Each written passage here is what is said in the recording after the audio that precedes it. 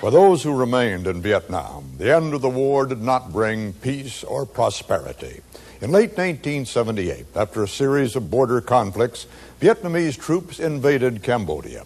They took control of most of that country, now renamed Kampuchea.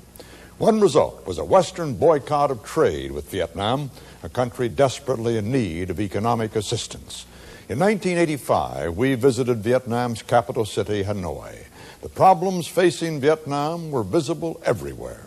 This may be one of the world's most depressing capitals, and certainly one of the world's most destitute. 10 years after they defeated the South Vietnamese and unified the country, 31 years after they chased the French out, the communist regime has failed miserably to put the nation's economy on anything like a viable basis.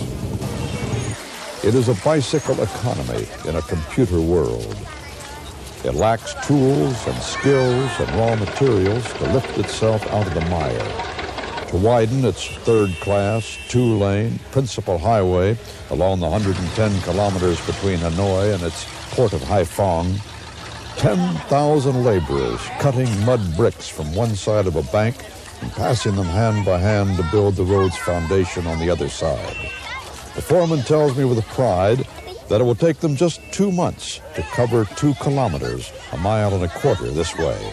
A bulldozer or two could do the job in a week, but Vietnam has few bulldozers and not enough gasoline for them. Public transport in Hanoi is unbelievably decrepit. Agricultural practices are primitive. Again, no tools, and the cattle are four-hoofed cadavers. Poverty is overwhelming. Average income is barely $1 a month at the black market rate. Basic items of food and clothing are available on a sporadic ration at state stores. In the free market, pork costs a week and a half's wages per pound, 2 weeks' wages for a live chicken or duck, 1 week for an orange, almost a year's wages for the almost essential bicycle. There are some surprises here. There's very little visible bomb damage from the American attacks, and the people are particularly friendly to Americans. We brought John McCain back to Hanoi. He's Arizona's Republican congressman now. He was shot down in a raid on the power plant in the center of the city, was captured and spent 6 years in captivity here.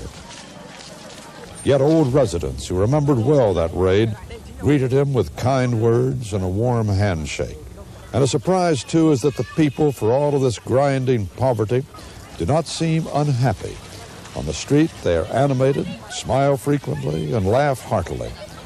These people of Hanoi have the trappings of civilization, but virtually none of the amenities. And there's not much likelihood of change as long as their communist government spends 55% of its pitiful income supporting the world's 4th largest army and fights a costly war in neighboring Kampuchea. There goes most of the $1 billion a year Vietnam is said to get from its patron, the Soviet Union. To the outsider, the situation here seems so hopeless.